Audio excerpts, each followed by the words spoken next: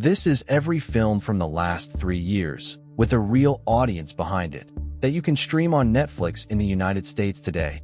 Released since the start of 2024, at least 30,000 IMDb votes. Subscription only, no rentals. 400 films scanned, 230 qualified. 2 things about this list surprised me. The best film on Netflix is not American, not English language, and cost $8 million to make. And unlike Prime Video, where 8 of the top 10 are also on a rival service, every single one of these 10 is exclusive to Netflix right now. Let's count down from 10.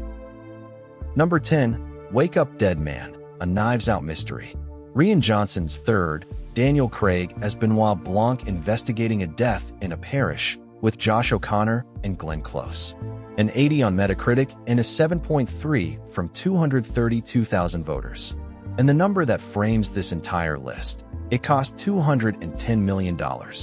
That is the most expensive film here by $90 million. It is ranked 10th, and Netflix gave it a token cinema run of $4 million because the point was never the cinema.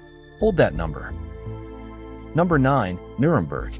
Rami Malek as the American psychiatrist assigned to assess Hermann Göring before the trials. Russell Crowe as Göring. Written and directed by James Vanderbilt.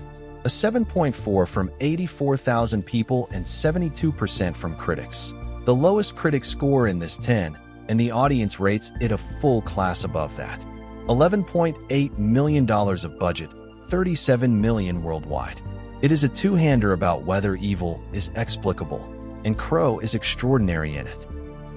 Number 8, KPop Demon Hunters. A girl group who fight demons between shows, from Maggie Kong and Chris Applehands at Sony Pictures Animation. 91% from critics, 77 on Metacritic, and a 7.4 from 130,000 voters. It cost $100 million, and it is the reason this list has an animated film in it at all. A soundtrack that outsold most of the actual charts and a month of the internet talking about nothing else. Number 7, Bugonia. Yorgos Lanthimos, Emma Stone as a pharmaceutical chief executive, Jesse Plemons as the man who kidnaps her because he is certain she is an alien. 88% from critics and a 7.4 from 177,000 voters. $55 million, $43.5 million back in cinemas. A loss on paper, which is exactly the kind of film that ends up here. This is the most unpleasant watch on the list, and probably the one you will still be thinking about next week. Number 6, Frankenstein. Guillermo del Toro's, after decades of trying to make it. Oscar Isaac as Victor, Jacob Elordi as the creature, Christoph Waltz. A 7.4 from 308,622 voters, which is the most voted film on this entire list by 75,000 people. 84% from critics. $120 million of Netflix money for a film about a creature made of other people's parts. And it is the closest thing here to a genuine event release. Number 5, Wallace and Gromit. Vengeance Most Fowl. Nick Park and Merlin Crossingham bringing back Feathers McGraw after 30-plus years, stop motion, in clay, by hand, at Aardman. And the number, 100% on Rotten Tomatoes. 100, not 99. 83 on Metacritic and a 7.5 from the audience. It is the best reviewed film on Netflix, and it is at number 5, because it arrived on the service with almost no marketing and a lot of people still do not know it exists. Number 4, Train Dreams. Clint Bentley adapting Dennis Johnson's novella, Joel Edgerton as a laborer building the railroads across the American Northwest in the early 1900s, and the century happening to him. 93% from critics and an 88 on Metacritic, the highest critic score in this top 10. A 7.5 from 101,000 voters. $10 million. No cinema release worth counting. It is a quiet, 100-minute film about a man and some trees, and the critics went further for it than for anything else on the service. Number 3, How to Train Your Dragon. The live-action remake, directed by Dean DeBois, who also directed the original animated film in 2010. A 7.7 from the audience and only 78% from critics, the widest audience over critics gap on this list. $150 million, $636 million worldwide. It is the only genuine blockbuster in this top 10, and Netflix did not make it. It licensed it after the cinema run was over. Number 2. Hamnet. Chloe Zhao adapting Maggie O'Farrell, Jessie Buckley, and Paul Mescal as the parents of Shakespeare's son, and what happens to two people after a child dies. 87% from critics, 84 on Metacritic, and a 7.8 from 109,000 voters. $30 million, $108 million worldwide. It is the second best rated film on Netflix, and it is, be warned, the saddest thing you will watch this year. And number 1 on Netflix, I'm Still Here.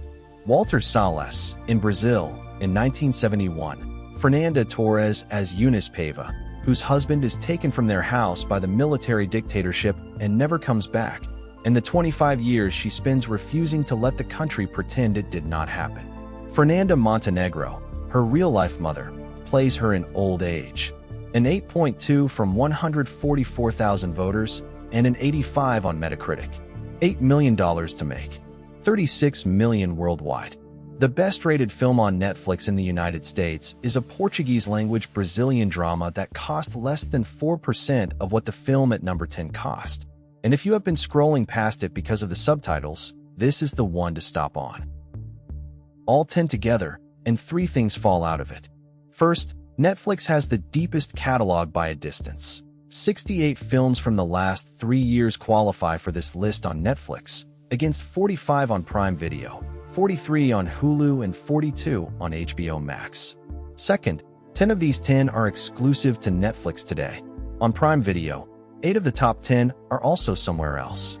If you are choosing a service for films you cannot get elsewhere, that is the number that matters, and it is the opposite of what most people assume. Third, the money is upside down even by streaming standards.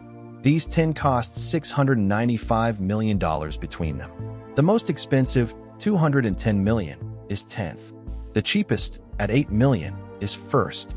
And the film with the best critic score of the 10, Train Dreams, cost 10.